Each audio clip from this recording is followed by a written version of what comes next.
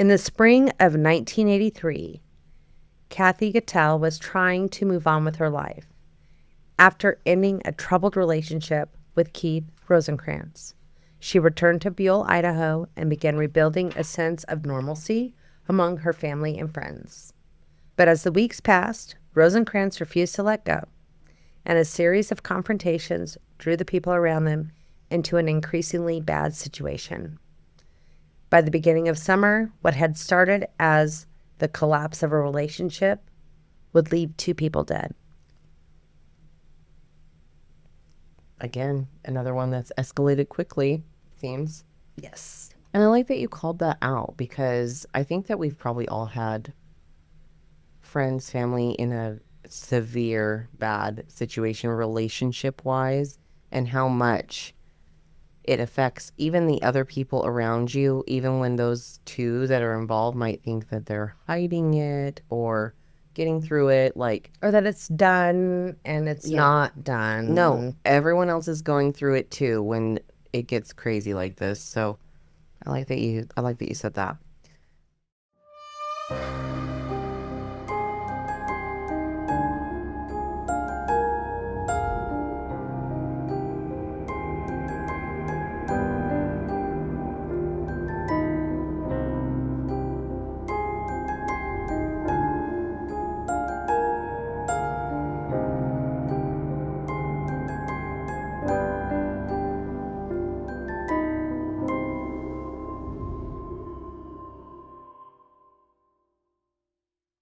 All right, everyone, welcome back to another episode of The Lethal Library. I'm Stephanie. And I'm Dani. And we do a true crime podcast that is focused on cases in Idaho. Sometimes we branch out a bit if we're feeling a little squirrely, but mostly in Idaho. And most of our cases, most people haven't heard of. So a little tickle for your ear. We're no Dateline, but we're gonna find you the cases you hadn't heard before. Yes, So, if you want a new case that you have not heard of before, we're your gals. We've got some updates. Dani, what updates are we in store for? I'd like to give a shout out to a couple of people. Yes. Hey, Donna. Donna, what an absolute pleasure. You were fantastic, and it was so nice to meet you. It was awkward for me because we would have never expected it. You got to tell the people the basics of what happened. So Donna came up and visited us at our cabin with her husband and my husband are friends. And she was there for several hours, didn't say anything. No. And so we were around the campfire drinking, obviously. Of course. And she was talking about things that her and her husband do together, it was a very sweet story. And I'm like, oh, Jared would never, because I'm so into murder mysteries and that's not his jam. She's like, I know, I listened to you. And I was like, oh my God. Complete shock for us. Like, this is a first time occurrence for us, meeting someone in a completely different space, chilling, vibing, and then someone saying that they have listened to us. That's not like our immediate family friends. I mean, there's people that listen. We'll get into more of that later. There's people that we don't know that listen, but we have never met someone in the wild. Yes, and she was so fucking cool, and I was just like, I hope we're not screwing this up. Are we? I hope your expectations were met. I hope you don't think we're weirdos. I hope you had fun, Donna. Either way, Donna, I had fun with Donna. She was great. She was so fun. What a joy. Yeah, it really was. Yeah, we had a good time. No, she fit right in. Yeah. I was like, girl, maybe you'll be a guest. I don't know. What do you want to talk about, sis? Give us some ideas. Like, it was just thrilling to say the least. It was a fun experience for us. Also want to give a shout out to our Virginia listeners. Excuse me? Thank you. Y'all have popped off recently. If anyone knows why, we'd love to know why. But Virginia, shout out to you. That's like literally clear across the United States. Y'all knew Idaho was a place, because listen, and that's not on them. It's like a common thing. People be like, Idaho, do you mean Ohio? Yeah. Iowa? And it's like, no, there is another one. It is Idaho. State over there. So anyway, shout out to Virginia listeners. We appreciate you. Yeah, so, thank you. And of course, we appreciate all of our listeners, but it's kind of unique to have our downloads coming from Virginia. Yeah. So, anyways, are you ready to get into it, sis? Absolutely. I got one for you today. Let's hear it, sis. Sources used today are articles from South Idaho Press, the Idaho Statesman, Times News, and Buhl Herald. Hell yeah, brothers and sisters. We're going to go back to 1983. Way back. The good old days. That's when they wrote everything in the papers. It was fantastic. Oh, they were so juicy. They were juicy. In mid-May 1983, Kathy Gittel moved out of the mobile home she had shared with Keith Rosencrantz near Castleford and returned to her residence in Buhl. But the separation did not end the contact between them. It rarely does. During that Memorial Day weekend, Rosencrantz went to the home of Kathy's sister, Cindy. And Kathy was not there when he arrived. Rosencrantz asked Cindy whether Kathy was going with another man. Rosencrantz didn't leave, and he waited for Kathy to return home. And when she did arrive, despite her sister's objections, she left with Rosencrantz for a ride. You know, it's a tale as old as time. And I know that some of our listeners, if you've been listening to us for a while, or for those that have unfortunately had their lives touched by domestic violence, either through themselves or through a family member, friend, whatever, you've heard it 100 times. The most dangerous time is when you're leaving. And it takes, I think, an average of 7 times for most women to fully disconnect from their abuser. And that is intentional. The abuser has made it difficult in every single way to that if you don't have a shitload of money, if you don't have a shitload of resources, it takes so long of planning to be able to do this successfully and safely. And also,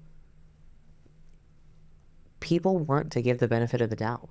They want to they want to say they've convinced me, they've promised me, they've done X, Y, Z. This domestic, it doesn't necessarily mean violent. Yeah. I don't, in my research, I didn't see where he had beat her before or anything like that. It's kind of stalkerish vibes, which then should be very scary to you as well. Controlling. Right. That is still a form of abuse. Financial abuse. Yes. So, but sis said, I don't think you should, but she left anyway. And look, I've done this to my friends where I'm like, this is stupid, but you're your own woman. And at the end of the day, we're all adults, right? Right. I can't control you. You can't handcuff him to the couch. I mean, I suppose you could, but then you could be in for charges. And listen, I've thought about it in a few different situations where I'm like, bitch, lovingly. Right. No, the fuck you don't. And then what effect does that... Then it makes it... Then they're scared to tell you things. Yep. And so you, as a friend or family member, you try your best. It's a fine line to walk. Yeah. For sure. So I know many of you have been there. If it sounds repetitive, I think it's because it bears repeating, because if someone who's never been through this before goes through domestic violence, or if someone who's a younger woman, when you're young, you think this shit is normal. It is not normal. So that is the point. So thanks for listening to us as a broken record, but it needs to be said. About an hour later, she came running back through the door. Oh, shit. Cindy said Kathy was quite hysterical and upset, and her nose was bleeding. Rosencrantz came in behind her, and an argument broke out. The audacity. Rosencrantz pushed Kathy onto a bed and began hitting her with her fists. I was fighting him on the back, trying to get him off of her, Cindy said. Cindy screamed for Elroy Keene, who had come with Rosencrantz to the house, but Keene had passed out. Bro. Damn it. The struggle continued until Rosencrantz finally calmed down, and afterwards Cindy left the two talking.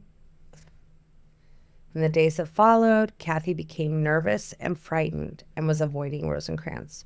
Fair. She literally was bleeding, getting attacked, and she's like, I'm done. And I bet you sis was like, told you lovingly, but Right. yes, I've had to have that conversation too. And just the audacity when people are willing to do it in front of other people that they know wouldn't Yeah. approve, like especially women, because unfortunately, and sometimes men do not act in these, and they're like, it's not my place. Whereas women, I'm not all the time, but women are usually the ones to be like, what the fuck? and also in front of another guy, even he was passed out, but he was there. He could have woken up, and Yeah. he's willing to And do did it. he even care that he was passed out? That's what, Right. like, You wonder. uh-huh. But yeah, no, I've had a personal situation where I have had to someone grew, I knew they were abusive. They grew more and more bold, and to the point where I had to take a frying pan and threaten, because like a very similar thing happened. I had to be like, I'm going to knock you out with a cast iron pan. Stop. You need to leave now, Right now. because it was that urgent. And it's just wild to me that The audacity. when someone's at that point, that is bad, bad, bad. It doesn't have They to don't give a shit who's Yeah. there, what they're doing. They're just going to do what they want to do. It's definitely. It's always bad. Try to leave at the first signs of weirdness, but if you don't, and this type of shit's happening, Well, now she's scared. yes. Now she's scared. She's like, okay, I'm avoiding him. On May 28th, Rosencrantz and Elroy were driving through Jarbidge, Nevada, when Rosencrantz suddenly grabbed a baseball bat and smashed the windshield of his own vehicle. When Elroy asked, "What are you doing?" Rosencrantz said that he had heard Kathy rode home from Castleford to Buhl with another man.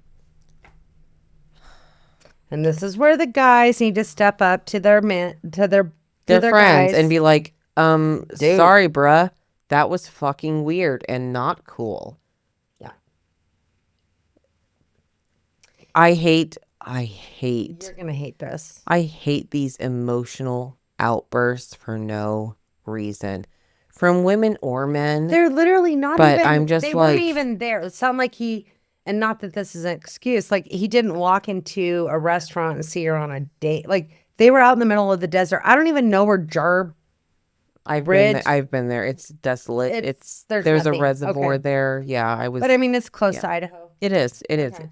We went there camping as kids, Yeah. and I think it's almost pronounced like, from what I've told. Don't kill me about this. Correct us on an email if we're wrong. But it's almost pronounced like garbage, jarbidge. Oh. I don't know. We'll find out, I'm sure. Well, no, that's going to be the only time I talk about that. Okay. Well, By actually, during the Jarbidge. trial, but huge red flag though. Yeah. Very, very fucking weird. I hate that type of some people do it for a game that their team lost and they're smashing up all their valuables. Very weird behavior. Don't do that. In early June, Rosencrantz went to Kathy's house in Buhl and began pounding on the door.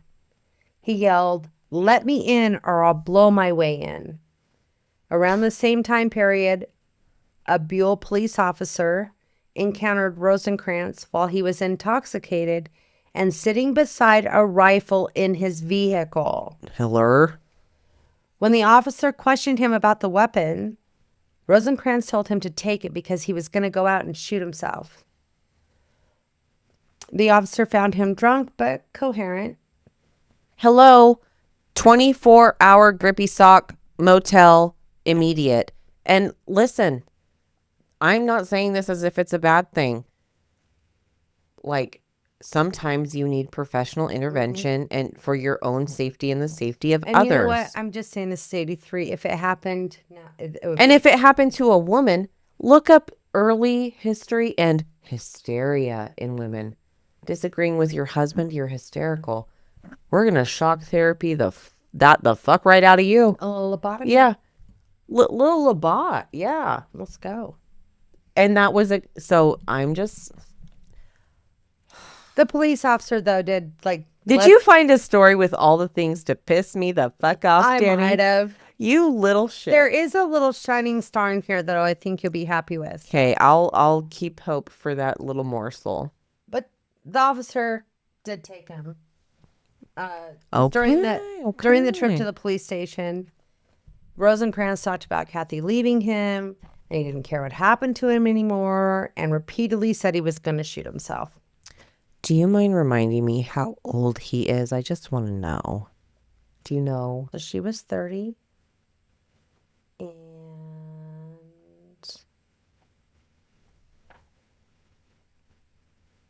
he was 32. 30 Okay. as well. As well. I got you. Okay. So at this time, Kathy was 30 and he was 30 as well during this whole shebang, just to give a little bit more context, which back then wasn't considered young. You were supposed to be already settled and have your life figured out. Mm-hmm. But even now, I'm like, everyone's still learning. I'm still learning. I'm not 30 by any means. And like, but 30 and 83 was like 50 now. this sounds so much more like a 20-year-old story of like just the big emotions and the not knowing how to handle them. And yeah, this is really unfortunate. On June 18th, Cindy left her home. That's Sis. Mm-hmm. Left home to attend her daughter's dance recital. As she was leaving, Michael Lee arrived at her house. And so Kathy said, bye, Sis. I'm going to hang out with Michael. Thank you. And she didn't go to the recital. Okay. So obviously somebody she was interested in. I totally pass. Totally pass. I'd be like, yeah, I'm staying home with this cute guy who I find fun and exciting. We'll see you later. Yeah. As one would. Yeah. Newly dating. It's so fun. And Dani knows this about me because I shared it with her about 10 minutes ago, is that kids' birthday parties, I will go. Don't always want to go. Love your kid. I truly love your kid. Love our one-on-one time. Love spending some hours together. Kid party with 20 kids. I'll do it. And I will act accordingly. Harmful to my soul. You have to decompress. Yeah, true. I need 3 to 5 business days of no contact from anyone, children or adults. So I know that sounds like maybe like, oh, poor baby of me. I just know myself, and I want to support your kid. I will support your kid in so many other ways. But then if you have a fun thing No. Like, oh, this cute guy that I like is here. I'm going to pass. I'm going to hang out with a cute guy. Thank you. Yeah, I'm good. So totally relatable, girl. That same night, Rosencrantz spent some time drinking at a Castleford bar with friends, including Elroy, sidekick. At one point, he handed Elroy his car keys and said, "You put these somewhere so I won't go anywhere tonight." This is the most mature thing I have heard out of this person, so props there. But later, Rosencrantz found the keys and Elroy... As a drunk person does. Listen, and I know this about myself. When I'm drunk, I'm sneaker. Yeah. You cannot tell me. It's harder to tell me. You can't drop them in the You can't reason with people. No, you can't be like, take these from me and go put them on your bedroom dresser if you're partying at your house. No, like, they got to be hidden, lock and key. Yep. No option. Good. Tell me. That happened one time to our friends. I'm not going to say. You're going to know what I'm talking about. I need to know. Hiding keys. And they've never found them. Oh, fuck, because everyone was too drunk. They're like, I'm there for you. I will put these where I'm your gal, I'm your guy. I'm doing it. And then it's like, shit, where did those go? They're still in their house. I ask them every once in a while. Did you ever find? No. What'd they do? Throw them in like an abandoned well? They're like, we're walking 3 miles. We're going to the abandoned well. We're putting a weights on them. We're taking the welder. We're going to melt these bitches. they will never, they're not driving tonight. And you know what? An inconvenience, sure, but that's a real friend. That's a real friend. It was actually I hit him so good. I couldn't give him to you if you had a gun to my head. You're not drunk driving. You know what? That's true friendship. could not find them. Still to this day. I hope you don't ever have to use measures this big on I don't think on I me. will. But if you did, He'd let me we would absolutely make it through, and I'd be like, sis, you did what had to be done, clearly. So This is where shit goes to shit. fuck. Shortly after 9 p.m. on June 18th, 1983, Rosencrantz left that Castleford bar and drove away. Back in Buhl, Kathy was still at her house with Michael and her young child. Ruh-roh. At approximately 9:30, a neighbor, A.H. Metzler, heard 3 gunshots in rapid succession coming from the direction of Kathy's house. And about 15 minutes later, Metzler's wife heard someone calling for help. So Metzler left his house and went to go investigate because, look, even where I live, I hear gunshots sometimes. Or people do fireworks it's not 4th of July, it's not New Year's, it's not graduation time, where you're like, they just found in their garage some fireworks. But the Catholic guys go up and just shoot it. Yeah. And you're just like, okay. Pop, pop, pop. Pop, pop, pop. Oh, somebody got a new gun. Somebody's, Yeah. Whatever. But when the neighbor heard somebody screaming for help, he's like, all all right. right. Yeah. Shit, dits. I gotta go. Should go. Yeah. Good on them, because the bystander effect is real. Mm-hmm. Absolutely. So when Metzler reached the residence, he found a badly injured Rosencrantz lying near the doorway with blood all around him. Metzler asked if he needed help, obviously. Rosencrantz said, "Help me. I've killed them all." Metzler turned to him because he appeared to be having difficult breathing. He's like, he didn't really see what was going on. Yeah. And then Rosencrantz said, "Why did I do it? I loved her." This is so weird. This is like someone that has just a fucking weird view of reality. It's almost like a villain monologue, like trying to romanticize, explain away, and who does this? So from where the neighbor stood, he could see Kathy's body inside, but he didn't go in. He's like, "I'm calling the popo. I got an injured guy here saying I loved her too much, OJ."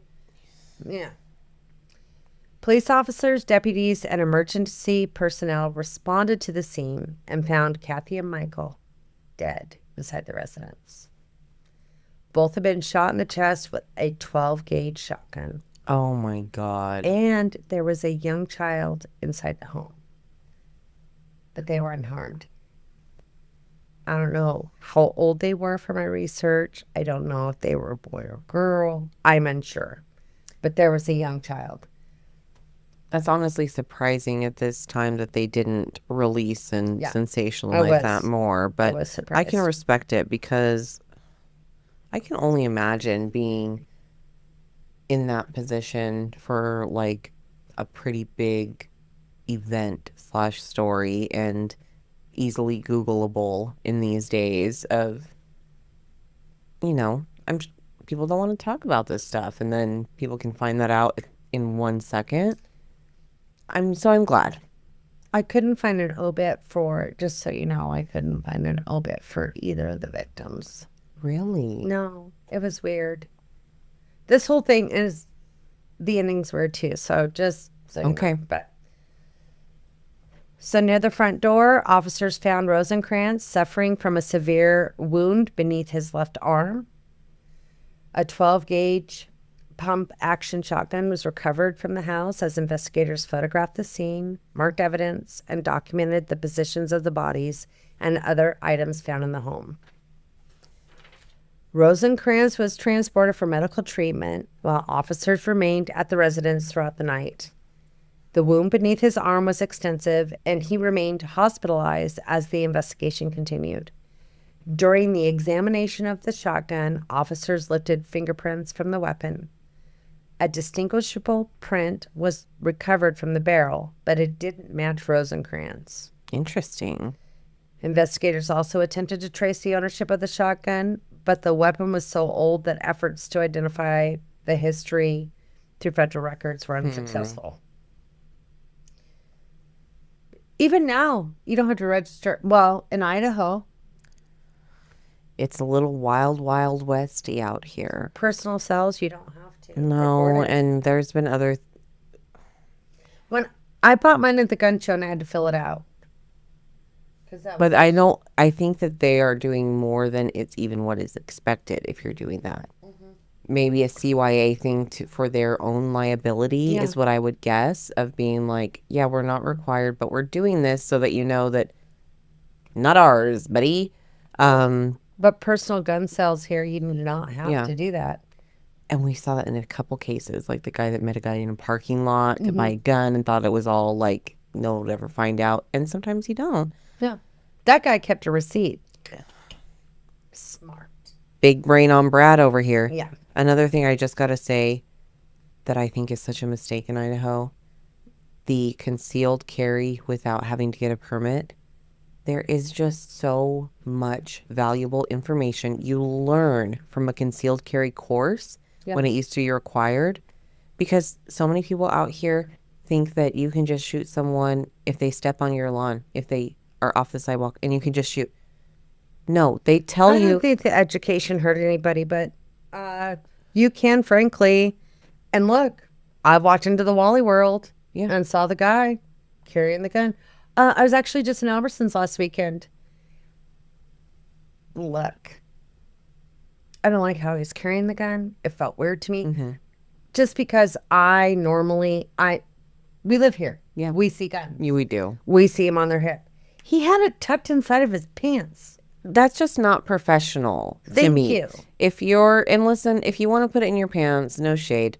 But I feel like if you are a serious gun owner and have good intentions, like concealed carry for women, like most women are not shooting.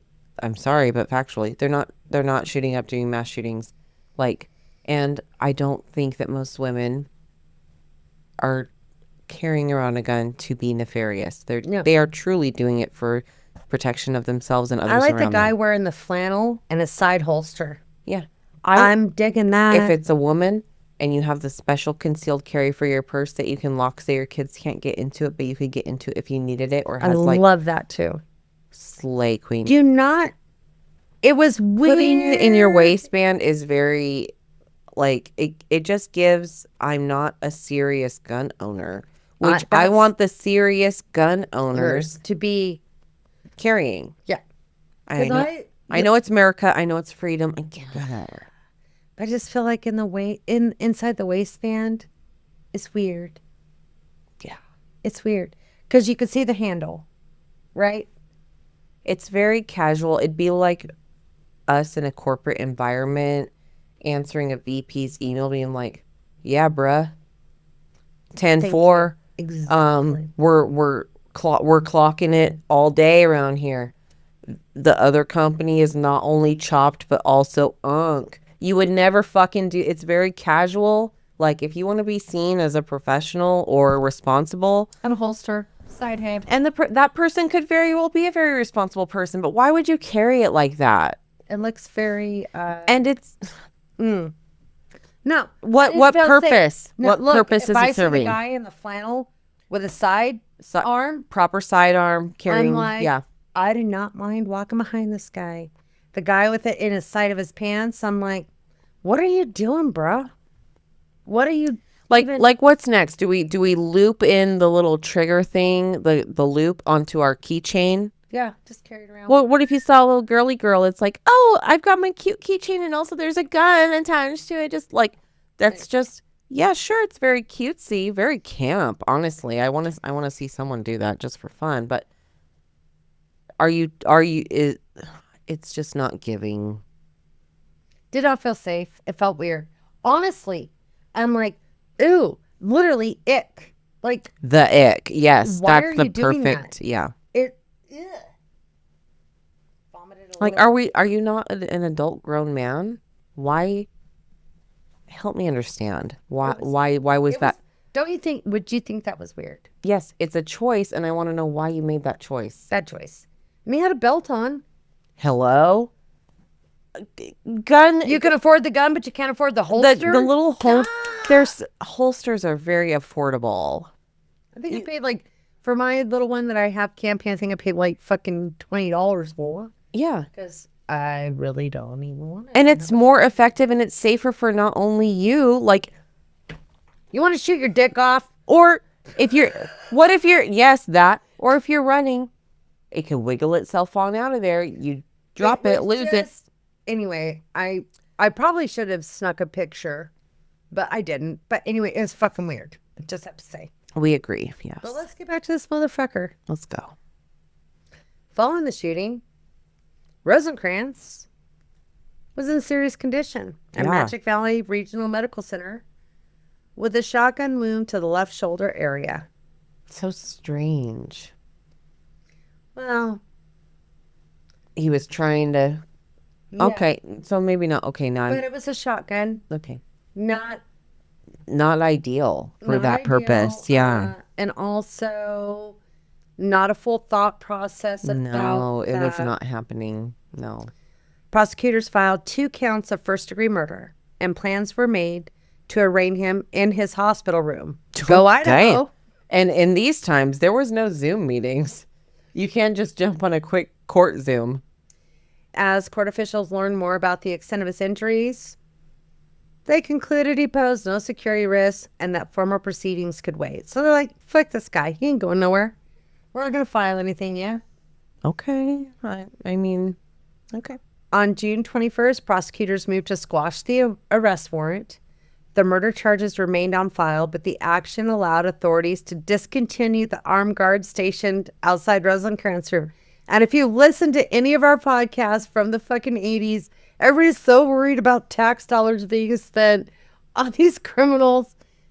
To the point where, with no money, there's nothing to They're stop actually them. getting loans to pay for prosecution and defense, or well, mostly defense, because Yes. these are very small counties, and so they're like, oh well, doctor said he They're can't like- go nowhere, so let's cut off that 24-hour security. Yeah. And they're like, yes, I know someone died. That sucks. But also, He's not going anywhere, so could we just we're sick of paying for the 24-hour guard or police officer. truly, no, and the budget is tight. So I get it. Prosecutor Harry DeHaan told the court that Rosencrantz was not a security risk and that the taxpayers could not bear the cost of 24-hour supervision while he remained confined to intensive care. Buhl officers removed their guard from the hospital, and Rosencrantz remained under treatment while the murder charges were pending. Over the following days, authorities continued monitoring Rosencrantz's condition.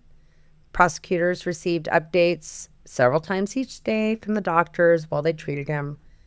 By early July, hospital officials advised that Rosencrantz's condition had improved and that he would be released within a few days.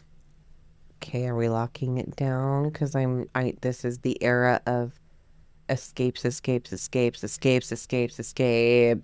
gonna have. I'm This ve- is. I you're have. gonna I'm. feel good about I'm this very for a much. minute. I'm very You're much gonna feel good concerned. about it for a minute. Okay, I'm very much concerned. Prosecutors immediately sought another arrest warrant, arguing that his recovery now created the possibility of flight. Rosencrantz was rearrested in his hospital room less than 15 minutes after the warrant was issued. Okay, and you know what? I'm worried because it really was the era of everyone was escaping everywhere. But there's going to be something that pisses you off. It was We'll get it there. was very trendy and it was very doable. No. And We had that one in Southwest Idaho where they fucking let him go and then he went and killed him. Oh, Mr. Worldwide. He's like, I'm going to take this The to prosecuting attorney was like, literally, we should not let him go. And the judge was like, nah. And then he went and killed more people. Yeah. In fucking South Africa. Well, and also, I know it's our first case. It's a huge case. Creech. Murdering So many times given the opportunity to not be going to jail immediately. And what about Mott Wheeler, who fucking faked his illness? oh my God, yes. Anyway. People be creative. Everybody's so creative. And so I'm like, when you're saying this, it might not go that way. That's okay. But I'm immediately like, fuck. No, they reinstated that 24-hour And they guard. did the thing. And they said, boom, 15 minutes. Because the doctors were like, bro, he's not going anywhere. Like, seriously. On July 5th, the arraignment that had earlier been postponed finally took place in a room at the Magic Valley Regional Medical Center. They're like, we'll come to you. Yeah, thank you.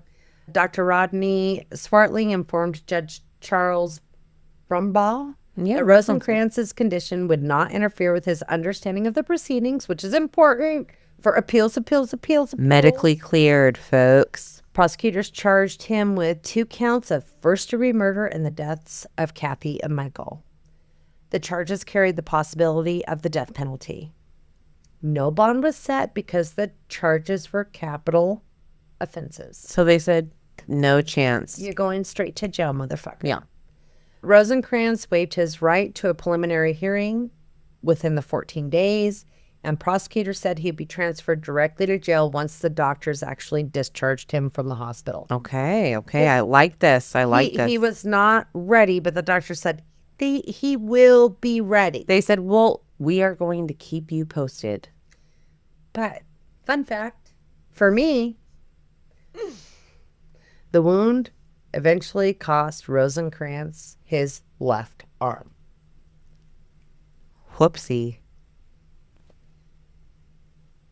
No getting around that. Sorry about your luck, bro. Yeah. Sorry about your luck.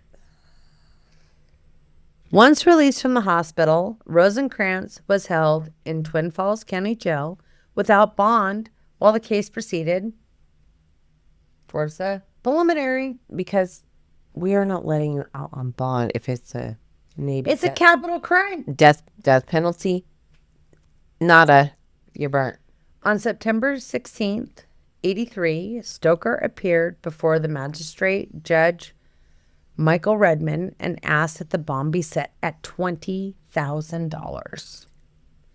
Stoker argued, well, and back then that was big. It's 83. Bigger. Stoker argued that the death appeared to be a crime of passion until the court statistics showed the likelihood of a similar incident occurring again was minimal. I don't give a shit about any of that fuck. He also pointed out that the authorities had removed guards from Rosencrantz hospital room for a period of time and that Rosencrantz had made no attempt to flee. He lost his fucking arm. That they're using that as like a, well, he could have certainly gone. They left. They said they don't need. He literally shot himself in the armpit. And he's an amputee, essentially. And where was he gonna go? He was incapacitated.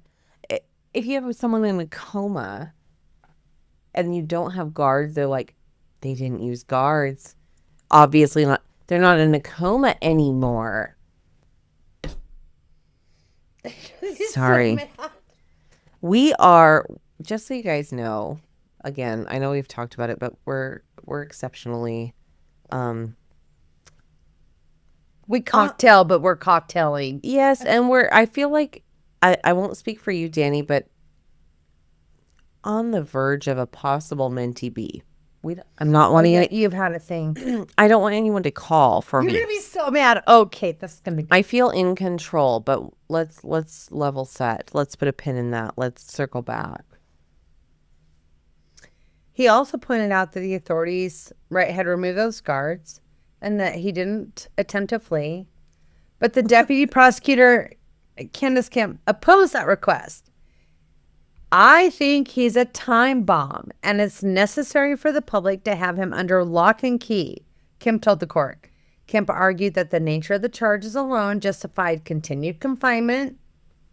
She also pointed out to the evidence prosecutors intended to present during trial, including testimony concerning the threats Rosencrantz allegedly made before the shooting. Exactly. Like, yes. But Redmond denied the request for bond and left Rosencrantz in custody. Thank you. Yeah. The case proceeded to a preliminary hearing the following month. During the hearing, prosecutors outlined the evidence they intended to present at trial, including the testimony concerning Rosencrantz's relationship with Kathy, the Memorial Day assault. That was bad. Hello? So bad. Yes. The threats made at Kathy's residence, bad. And the statements witnesses heard following the shootings. So, TLDR, bad. He literally, it's at the conclusion of the hearing, Redmond found sufficient evidence to proceed because it's preliminary, right? Because, So, hello, yes. yeah. Rosencrantz was bound over to 5th District Court on 2 counts of first-degree murder. In November, Rosencrantz appeared before District Judge Robert Newhouse. He's been in other fucking episodes. Yep, we've heard that name. And entered pleas of not guilty to both charges. While awaiting trial, Rosencrantz remained in the Twin Falls County Jail. Prosecutors continued preparing a death penalty prosecution while Stoker assembled the defense case and sought additional opportunities to secure his client's release. He is still trying to get bond. That Wild. It's Defensing. He's the defense is defending, Which is good. I know it's so frustrating. and I think Stoker's been in other episodes too. Mm-hmm. Because the Times News, I said they've been doing me good. Yeah, Slay Queen. In January 1984, Stoker renewed his request for bond before 5th District Judge Theron Ward. Rosencrantz's mother, Peggy Gonnerman, testified that she, her husband, and her mother were willing to pledge family property as security for a bond. She told the court Rosencrantz could live and work at the family farm if released. And this is a thing that I absolutely guarantee they had a big family farm down that area. Right? Mm-hmm. Yeah, and I'm just... I understand supporting your family, but even if...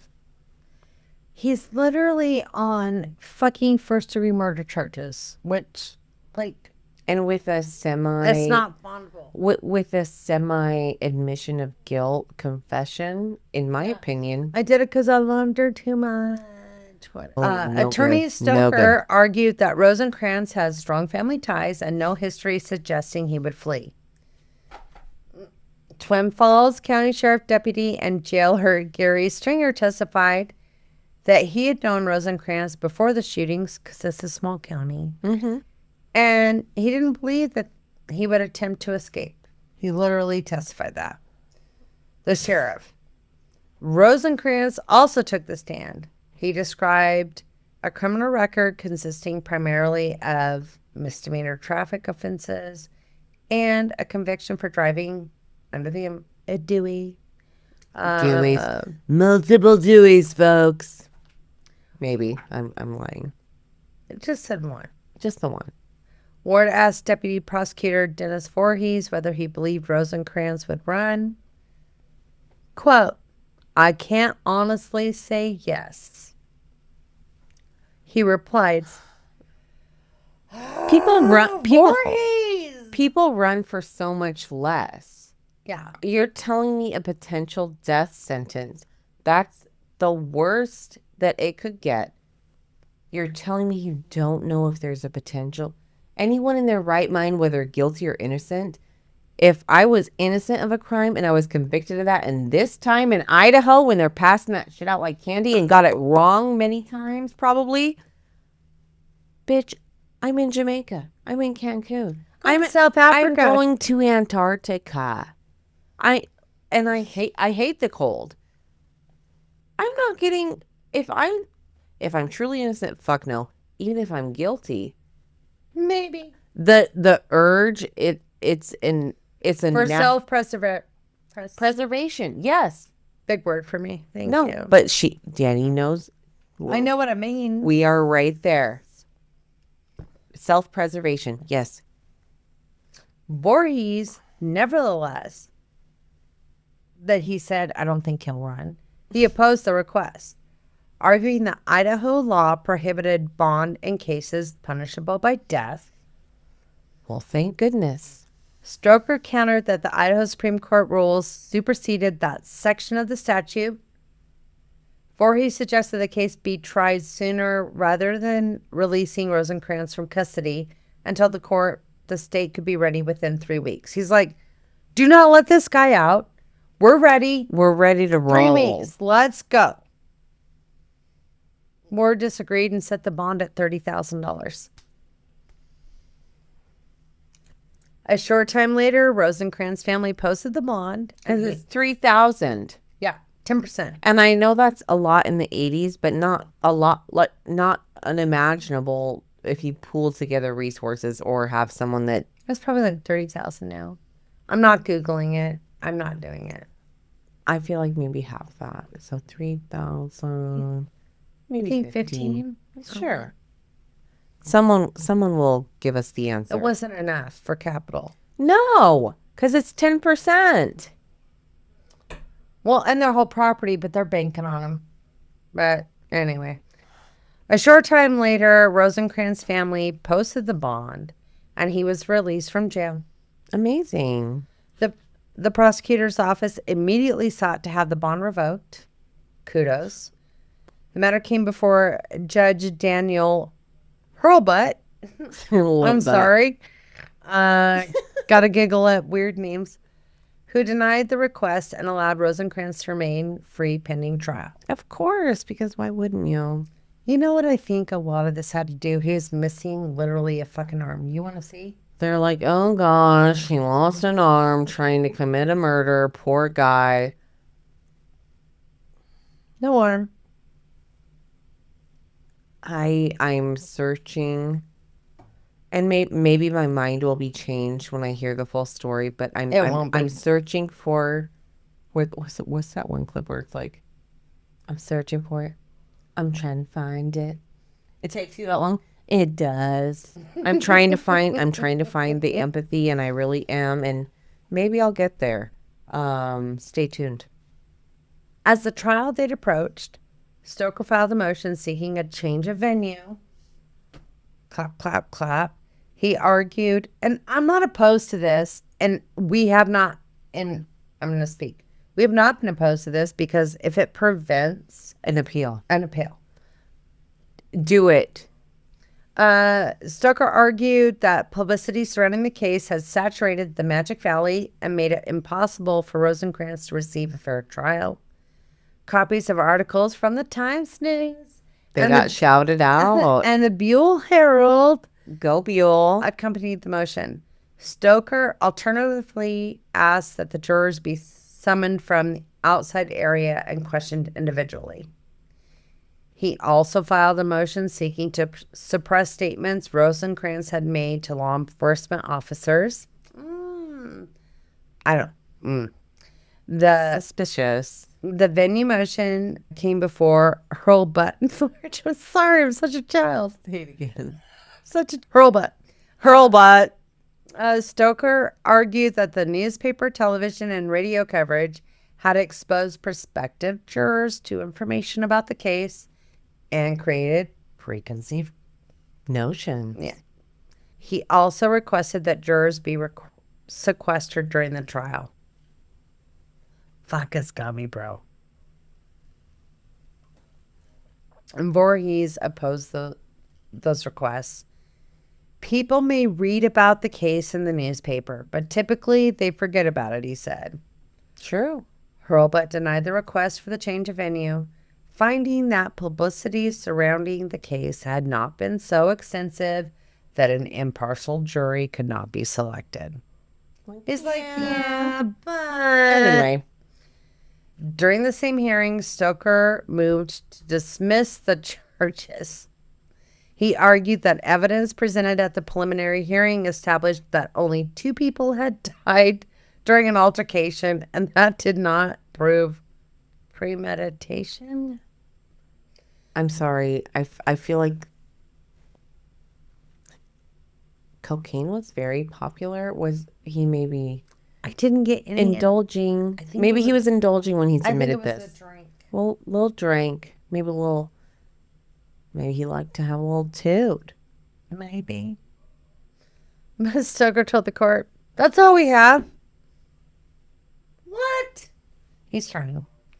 He's Defense- as they should, because the more the defense tries and the more things they do, Then it's then just they clean. can't appeal. It's clean.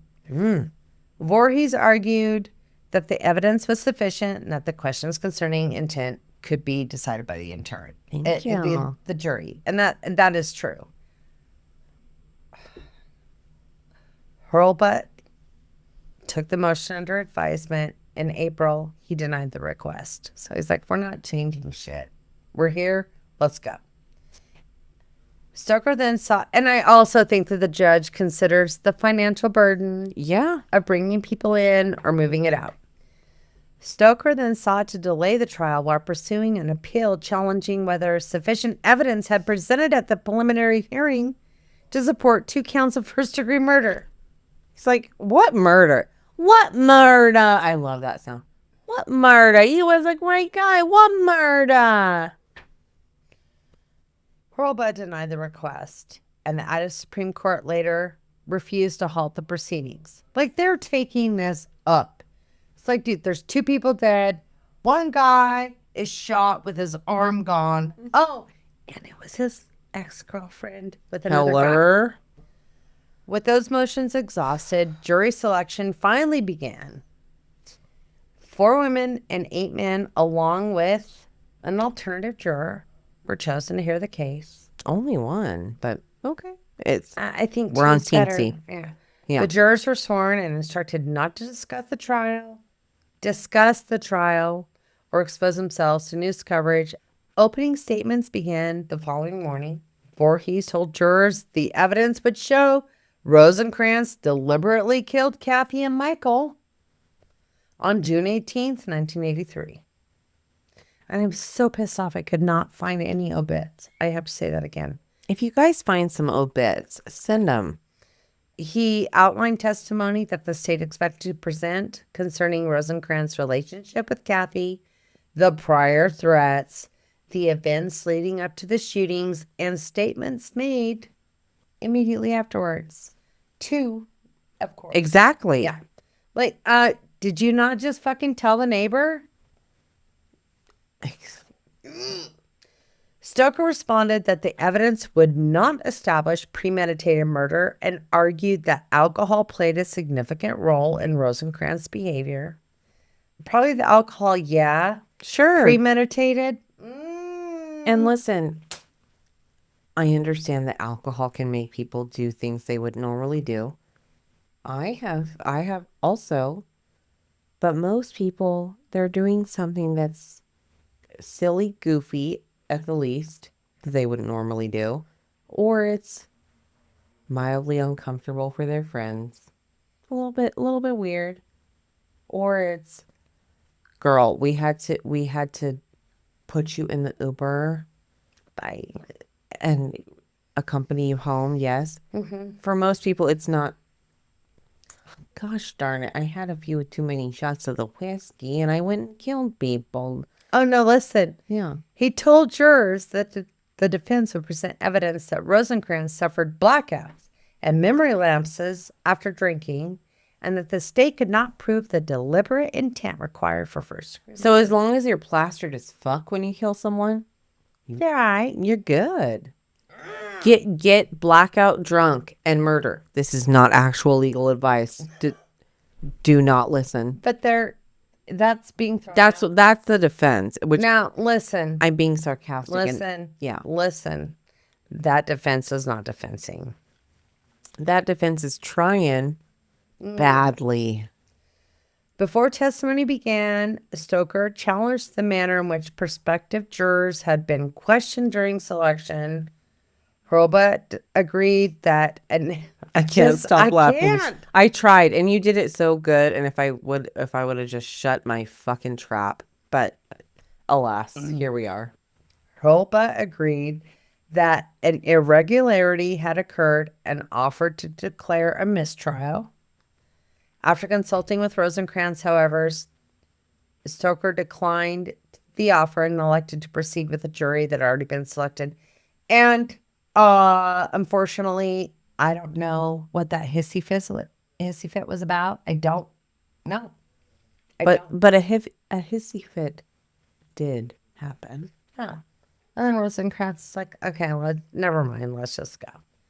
The state began this case with testimony from Luann Butler. Butler described, there's lots of buts in this. Okay, I'll stop. I'm a child. Butler described an incident that occurred about a week before the shootings when Rosencrantz came to Kathy's residence and pounded on the door. Let me in or I'll blow my way in. Butler testified he yelled. And so, I explained this first in the case. Yes, I remember. You're going to hear a little repeating here about some earlier, but we digress. Other people heard it too, is what it sounds like. The prosecution next called Elroy King. Let's hear it, Elroy. Elroy describes spending June 18th with Rosencrantz in Castle Ford and told jurors that Rosencrantz eventually handed him the car keys, right? And said, you put those somewhere, right? Mm-hmm. Later, Rosencrantz found the keys and left the bar shortly after 9. And I'm going on my own. Track of him. Well, yeah, he got his key. That was your job, bro. And a drunk person with an idea, I think we all know. And 2 drunk people. You cannot convince them otherwise. So Elroy was passed out when he was beating her. He's like, I had a snooze. What the fuck are y'all talking about? Not my job, bro. No, you cannot reason with a drunky person. No, we all know that. Times 2. Elroy also described the trip through garbage, Nevada. Garbage. When Rosencrantz smashed the window of his car with a baseball bat after hearing that Kathy had possibly ridden home with someone. So you beat up you bust your own windshield. Neighbor Metzler then took the stand and described hearing the 3 gunshots. And about 15 minutes later, he heard somebody calling for help. Yeah. And that he had found Rosencrantz lying in the doorway. And then Metzler asked him if he needs help. That's so weird. Why would you? Like, he's bleeding, but whatever. Like villain monologue. Yeah. And then in court, he repeated that he said, help me. I've killed them all. And then he testified he was having difficulty breathing. And that he told Metzler, why did I do it? I loved her. Jurors also heard testimony from officers and investigators who responded to the residence that night. Chief Deputy Harold Jensen described the processing of the scene, the collection of evidence, and the position of items found inside the home. Officers testified that Kathy and Michael were found dead from shotgun wounds while a young child was still inside the residence, but unharmed. I mean, especially with the cases we've heard. Grateful. That's not always the case. No. So I'm not trying to be like, but this one's great. But it could have been worse. And it has been worse. The state introduced evidence concerning the shotgun recovered at the scene and efforts to identify who it belonged to. Jurors heard that investigators attempted to trace the weapon, but were unsuccessful because of its age. Fingerprints Testimony followed. Buhl police, Lieutenant Ron Romero, and other officers described prints recovered from the shotgun. Only one distinguishable fingerprint was found on the weapon's barrel, and it did not match Rosencrantz. Look, 83. I'm not banking on any forensic evidence. The technology was not technologying. If we had DNA, it wasn't giving science. and look, I'll say this later. Okay, save it. Medical witnesses then testified about the injuries suffered by Kathy, Michael, and Rosencrantz. Emergency personnel described arriving at the residence and finding Rosencrantz seriously wounded. He lost his fucking arm. Yeah. Near the doorway. Physicians and pathologists explained that the shotgun wounds that killed Kathy and Michael and detailed the injuries that eventually resulted in the amputation of Rosencrantz's arms. One arm. Just the one. Left arm. Because he's still right-handed. bad. He was shooting himself. Yeah. Still bad, but if we're being real, it's the left arm. It's only one. Oh, wait, he's still alive. Precisely, folks. Michael was just trying to date this gal. He had no fucking Kathy idea. Was just trying to fucking get away from him and start her new life. As the state's case continued, Kathy's sister, Cindy, took the stand and described that Memorial Day weekend assault. She described how he came over and she's like, don't go. And she went, and then she's trying to get fucking Elroy's attention. And he's snoozing. Yeah. And that, and also that her sister was bleeding from the nose. Hello. And that she said, quote, I was fighting him on the back, trying to get him off of her. No, it's if it's getting to that and you cannot stop when someone with else. Words. Or even she's hitting him. Yeah. To snap him out of it. I'm sorry. That is so indicative of just the most low-level self-control emotionally that it makes me be like, how can you function and be trusted in anything? You're willing to do this in front of people. They're trying to fight you off, probably tried to reason with you several times, as we all do.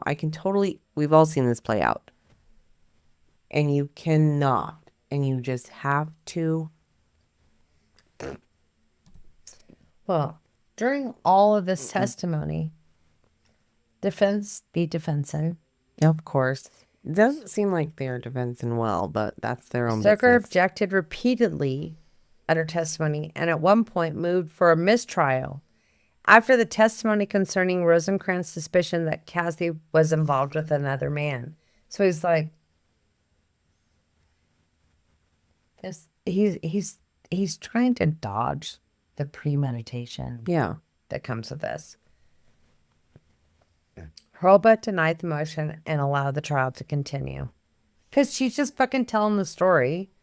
Cindy also described Kathy's behavior after the assault, telling jurors that Kathy became nervous, frightened, and didn't want anything to do with Rosencrantz. Yeah, very clear. When Cindy's testimony concluded, the state rested its case. The defense began presenting evidence concerning Rosencrantz's drinking habits, his history of alcohol-related blackouts, and his inability to remember what happened on the night Kathy and Michael were killed. Look, he remembered. He remembered. He remembered. Because listen, I think a lot of us have been blackout drunk. And listen, there is times where you might not remember anything. But that creeping little flashback, there's always a few little bink, a little bleeps, and they suck. Listen, they suck. I've never murdered anyone about it. But I've made a little bit of an ass out of myself, and that comes back. When I was in my early 20s, my mom said to me, don't you hate it when you can't remember what you did last night? And I said, no, I hate it when I can remember. Like, yeah, I Fucking cringe is real. but listen, back in that and in There our was- time, in our times, if you didn't remember and everyone else didn't remember, it was Good. gone. There was no video. Now There was times, no Insta. There was no fucking no one had TikTok. a camera in their pocket, and if they did, it was so obvious, and everyone was like, "Why are you I recording, have a theme bro?" song for this. Please tell me why. My car is in the front yard. And Sleeping with and nobody knew, and everyone's like, "I guess we fucked up." Most people were on the same We're level. good. You might have that one sober friend that was like, "Well, We're semi-sober, really. things happened," but I mean, obviously the cops didn't get called. No one's in jail, so it couldn't have been that bad. And now it's like your every fucking move. These kids are getting ripped off. They really are, and I feel bad because if this technology was available when I was a child, preteen, in fucking early jail. 20s, I'd be in jail. I would be in jail. I would be viral for being an absolute Douche. I was being a piece of shit, and I was fucking up my life in the fast lane. And you know what? Fucking 16 to 22, be a D-bag. Do it. That is the time to do it, and those were my prime D-bag years. Prime. This guy, Rosencrantz was fucking 30. No, Get your fucking life excuses. together, bro. Quit drinking. Then or now. Then or now. And also, Elroy, bro. I'm just so flabbergasted at that name. It's like Check your Cletus. fucking friend. This is not a good friend. Elroy should have been like, you're being a D-bag, no guns. Hey, you want to drink? Stay at home. Give me your key. We're not drinking at the bar. You're not stalking Oops, you found your fucking keys. ex-girlfriend. Stop. That's at 30, that's what friends do. At 18, they don't do that. And 30, your friend should be doing that. And 30 back in 83 was like 40 now. Yeah. Oh, So- you were geriatric. Yeah. Get your fucking life together. All right. As the defense concluded its case, the prosecution called 2 rebuttal witnesses. Don't see this often. Wow. In the Idaho. Kelly Wilson, the Buhl police officer who had previously encountered Rosencrantz while he was intoxicated and sitting beside his rifle in the car, testified that Rosencrantz was, quote, drunk but very coherent. I feel like that's an oxymoron. During that encounter, Wilson said Rosencrantz was upset about his relationship with Kathy and told him several times that he intended to shoot himself. Wilson also described finding Rosencrantz in possession of the rifle and said that Rosencrantz asked him to take it because he was afraid of what he might do. Okay. Sure. The prosecution also called Nick Welch, who testified that he saw Rosencrantz driving his own vehicle in Castleford between 8 and 8:30 p.m. on June 18th. The testimony addressed earlier evidence concerning Rosencrantz giving his car keys to Elroy, saying, you put these somewhere. And he was like, sure. They're going to be in my pocket, but don't ever touch my pocket, you naughty boy. Don't ever try to take them out of my pocket. It's a cargo pocket, so you could probably pickpocket it without me even knowing. And don't you do that. And then I'm just going to leave. No, listen. I set him on the table behind my wallet. I felt like in 83, they're at the bar. He said, I'll just go put them in my truck. And they're not locking the truck. I put him right on the driver's One of seat, us but sing. don't you dare touch them. Put them in my jockey. Don't you ever. I And just he's put like, him in I'm my not, jockey. bro. And I'm then, not. And then the drinks go. Oh. And he's like, Oh, my The- keys are in the keys. jockey. I got it I'm done. getting those keys. Just so you guys know, I hope you're having a cocktail at home. We're drunk as fuck. We are drunk as fack. Drunk as fact. Well, we did, and I just have to say this. A, it's Friday. C. B, a teenager hit my husband's truck while he was turning into the driveway. Yes, Which yes. totally distracted us for like a whole hour. Did we stop drinking? No. Absolutely not. We're home. We're safe. We're not driving. We have this luxury. We're like, wow, this sucks as we're sipping our cocktails. Can we take pictures of your poor little car? And anyway, we're getting there. We're going. With the evidence completed, both sides delivered their closing arguments. Voorhees told jurors that the evidence established beyond a reasonable doubt that Rosencrantz shot Kathy and Michael. Concur. He returned repeatedly to the testimony concerning Rosencrantz's relationship with Kathy, that Memorial Day assault, the threats, and the confrontation at Kathy's door, and statements neighbor Metzler heard outside the residence on that night. Voorhees argued that Rosencrantz acted with deliberate malice and urged jurors to convict him of first-degree murder. Yes. Concur. If you're fucking fucked up and on drugs or drinking and you commit a murder, sorry, your brain wasn't working right. You know that when you go to... Oh, is this your first time drinking? Is this your first time doing drugs? Do you realize that your brain doesn't work the same way? And I'm of the opinion that, sure, there's exceptions, but probably 95% of the time, if you are inebriated in some way, there's probably something else that has been there. So Stoker responded by attacking the physical evidence and questioning whether the state had proven its theory of the case. He pointed to testimony showing that Rosencrantz's fingerprints were not found on the shotgun and argued that evidence collected from the weapon failed to conclusively establish that Rosencrantz had fired it. Listen, Stoker.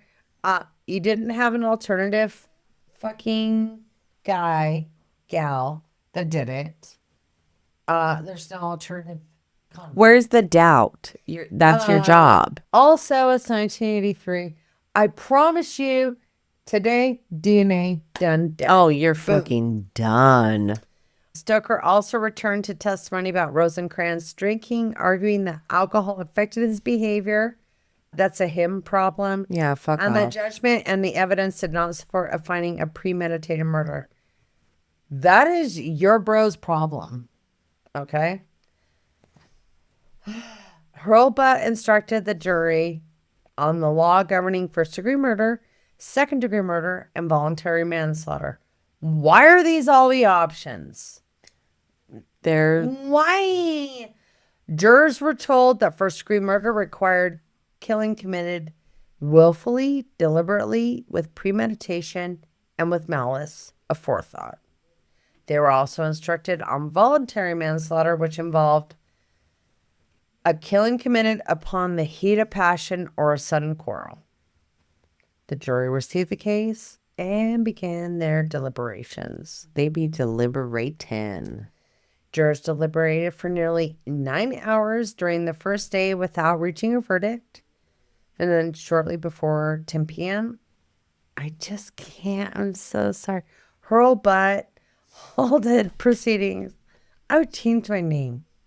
It's to hurl plus butt. It's We have to be HRLBUTT. It's like it's not but, and it's butt. hurl. Yeah. Hurlbut halted proceedings for the night and ordered the jurors sequestered. Like hotel? Motel, Holiday Inn. Does it have HBO though? Not at this age, but No, they're only getting locals at this point. they're getting locals. And then in like the 90s, they would get a movie room. VHS. Everyone can join if you wish. You don't have to. But I do feel like they got to go out to eat. They did in usually the private room, or they would have it curtained off. Excellent. Really excellent. You're like You're like a celebrity. The jury returned the following morning and resumed deliberations. After more than 10 hours of deliberation, which they already did 9 hours, they came back in the morning. They're doing it. They slept on it. They're like, working. We're fucking ready. Let's pull straws. Let's go. The jury returned to the courtroom. Rosencrantz was found not guilty of first-degree murder and not guilty of second-degree murder. Instead, jurors found him guilty on 2 counts of voluntary manslaughter in the deaths of Kathy and Michael. Go ahead, shake your mic, sis. I think we're all processing during these trying times. Literally found with a gun in his car with a cop before. Literally a piece of shit. You have to stop. I'm gonna throw the laptop out the window that nobody knows is the window. Isn't it so bad? It's so. I mean, anyone out there with 3.5 brain cells or more, you know that. It sucks. I've seen. How do you get voluntary manslaughter when you fucking take a gun and shoot people at their house? Listen, there are circumstantial cases that are convicted with 1/10 of this evidence. Literally, shotgun. You shot your fucking. And you know what? I didn't get. You're there at the scene of the crime because you shot yourself. You did shit. It wasn't like, oh, I did not get any of this for my research. It wasn't like the defense said, well, he was just coming over to see her, and then this guy came out of nowhere and just shot everybody. He saw the intruder. Where is this mysterious man? Fuck that. Following the verdict, Hurlbut ordered a pre-sentence investigation and scheduled the sentencing hearing. The convictions carried a maximum sentence. Are you ready? Yes. Of 10 years on each I wasn't. count of voluntary manslaughter, leaving the court to determine whether the sentence would run concurrently or consecutive. 10 fucking years for literally driving to somebody's house and blowing them. And a stranger that did nothing to you. Yeah, Mike, what? And I'm not saying that it's better. He was just trying to see a cute girl. Yes, I'm not saying it's better. Like, of course, the main victim in this case, like, but this is just a friend. You want to hang out? Just hanging out. That's what you do when you date. That's what you do when you're friends, even. And this is fucked. Well, I hope they were dating, and I hope that they were having a really good. I hope they fucking were. Right? Having a fun. I kind of feel like they were. She didn't go to that fucking thing. She's like, I'm just gonna stay here. She was just allowing herself a little treat. Having some fun. I always say treat yourself. She was just like, you know what?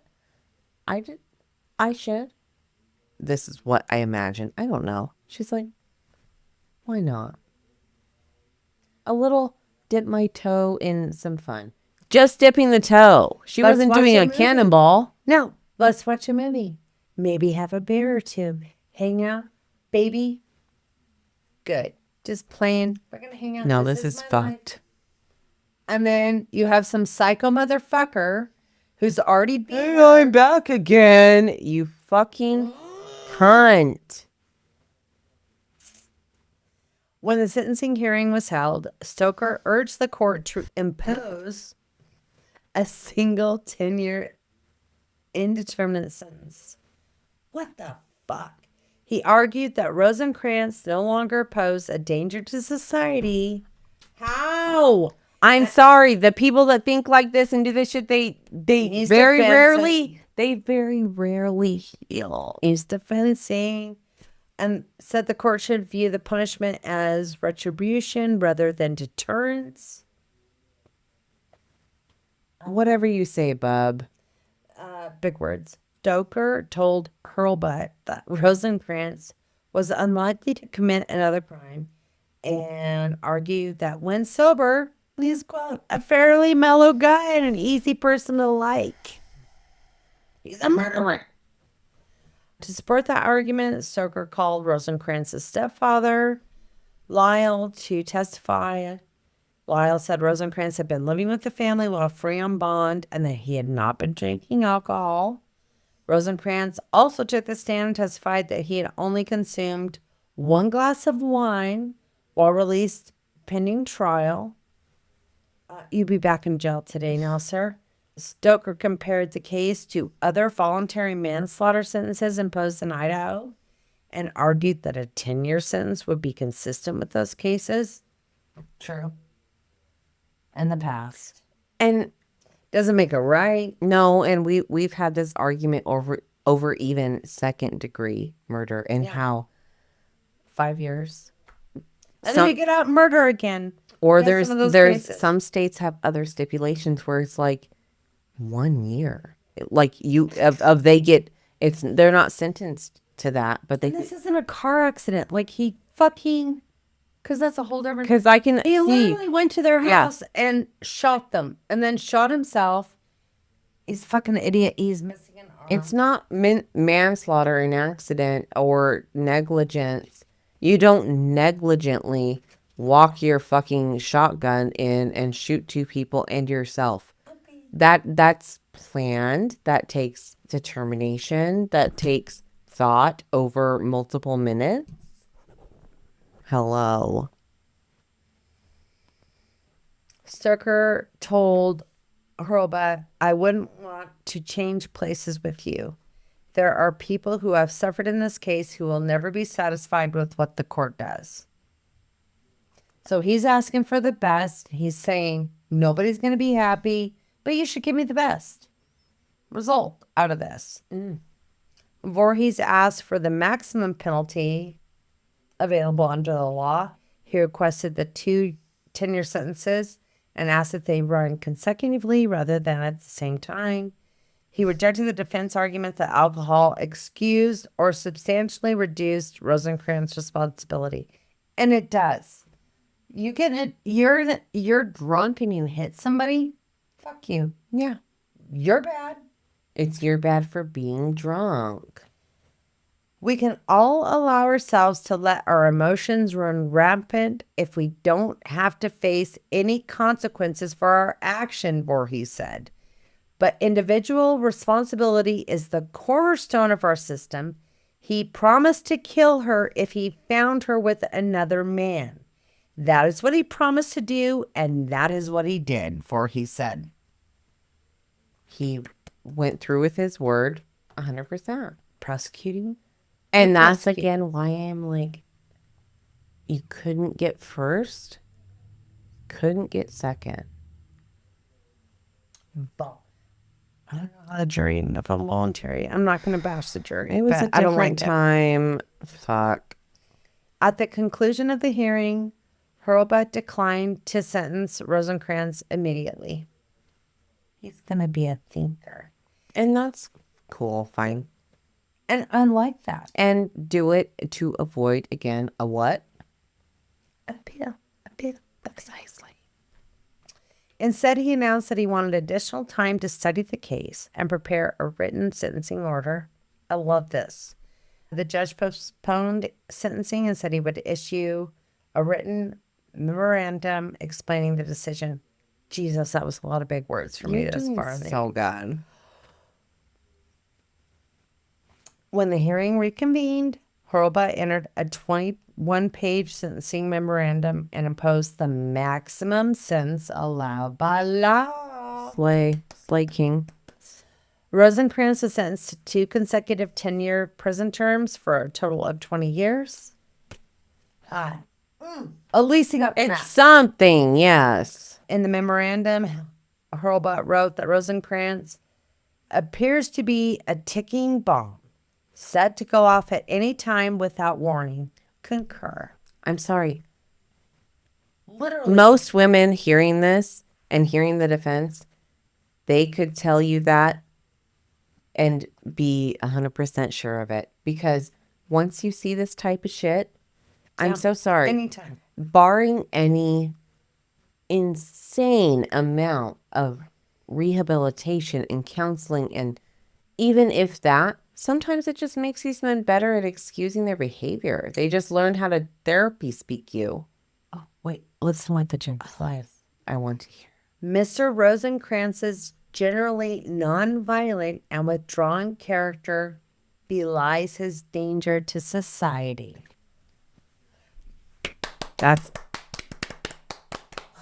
This is what I want to see. Hurlbut rejected the argument that alcoholism excused the killings. This court will acknowledge that drinking is a medical problem, but this court cannot and will not excuse criminal conduct on that basis.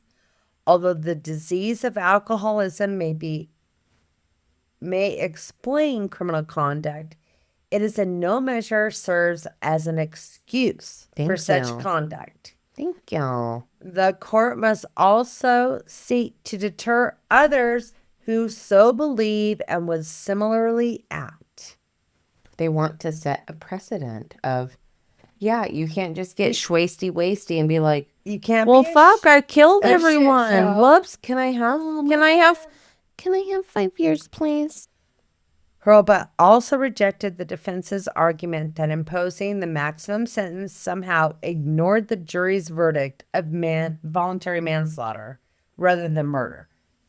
So it's like, No. yeah, they get, like, it He doesn't said, make yes, it better. They did the sentence, and I'm allowed to choose from this range, and I will do so. And he did. If there was ever a case that was appropriate for the maximum sentence for the commission of a crime of voluntary manslaughter, this is the case. To conclude otherwise would be to disregard the intent of the legislature in setting the maximum allowable sentence. And I, yes, clocked it. 8. No crumbs. Everything that the kids are saying. Fucking badass.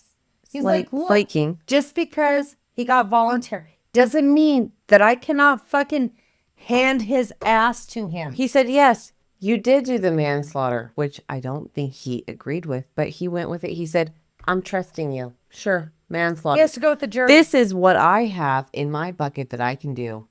And I decide what I get to hand out. Better been a bench And trial. I will do it.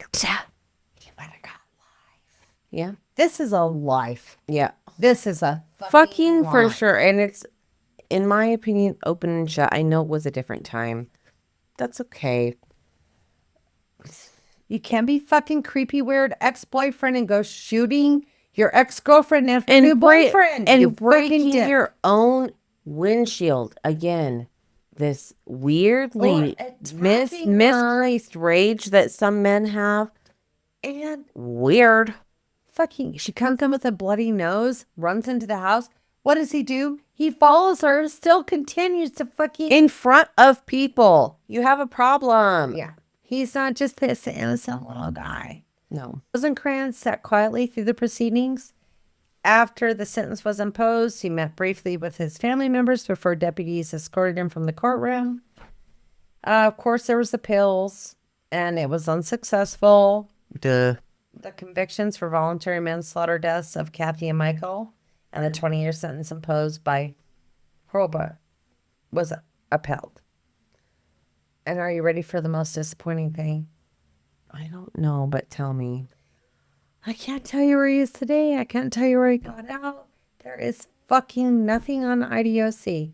So, If you'll know where our good old buddy Rosencrantz is, was, or ended up, or... I do know he did not get the appeal. So I do feel like he's Yeah. the 20 years.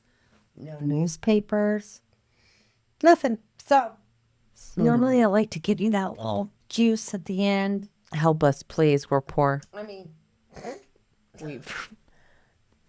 I know we're all going through it, guys. So do. but if he was 30 and 83, even 20 years, 50 in 2000. Rosencrantz, would you like to be on our show if you're out there? Anyway, I don't know exactly what happened. I was pissed about it because I researched all of this. I was like, I don't even have the ending. But that's the ending. 20 years in jail. But I don't know. I think if it's fixed, he had to spend that 20 years. But hell, One would hope. One would what do I hope. know? And that's what I want to imagine in my head, because what a clusterfuck of a case. Look, don't be a D-bag. If your girl doesn't want you anymore, Leave if your them guy doesn't want you anymore, alone. just move on. There is more fish in the sea. And at 30 to be acting like this, Don't be a D-bag. you're being fucking weird. So thank you, Dani. I don't even know how And we I say survived this, this. I say this begrudgingly. I do say thank you, because yes, thank you. You were right. It did piss me off. But you know what, folks? I don't know what day it is when you'll be listening to this, but tonight it's Friday. And if you need tonight to be your Friday, Make it your Friday. slay queen. Yeah, that's all I've got, Dani. We have recorded TikTok, so I'm going to call Steph out to release some of our TikToks. I'm going to call her. We do have lives. Unfortunately, we do require, as you all do, full-time jobs. Full-time jobs. And then some, in some cases. Yeah. And then we have kids and grandbabies. And parents. And parents. we're trying, just as each and every one of you are. So yes, I know some people are upset of our every other week release. We've got to do it. We got to give ourselves some breaks. Either we do that, or both of us would say, fuck it, we can't. Yeah. So, but this is fun and we enjoy it. find your balance. We're finding our balance. Is every other week during the summer because we're busy having fun. And we fucking love you guys all the way. So if you have questions, concerns, ideas, cases, the Lethal Library at gmail.com. Check us, email us. We're down. Give us cases. Follow, subscribe. Oh, can I just say one really quick thing? Let's hear it. I don't know if you mentioned this before, but we went to the Idaho history. Yes. It was fun. It was Those good. of you. So Idaho history on TikTok, Insta, and Facebook. Totally cool, dude. Went down to the Voodoo. Yes, we went down to the Voodoo. And what case did he do? Chop Chop House, which we've covered. Yeah. I don't know that we called it that in the title, just because it was, we don't love that title, but that's what's notorious. So no shade.